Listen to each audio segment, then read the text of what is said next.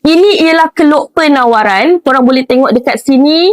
Ada satu je keluk. Lepas tu kuantiti dia ke kanan. Menunjukkan kuantiti penawaran meningkat. So, mana satu yang betul? Adakah dia menunjukkan pengembangan penawaran? Yes. Okay, kalau kuantiti penawaran meningkat, okay, dia sebenarnya menunjukkan pergerakan titik. Pergerakan titik ke atas. Di sepanjang keluk penawaran yang sama. Okay. So, kalau dia naik ke atas, bermaksud itu adalah pengembangan penawaran. Pengembangan penawaran tu maksudnya penawaran meningkat. Jawapan dia A lah.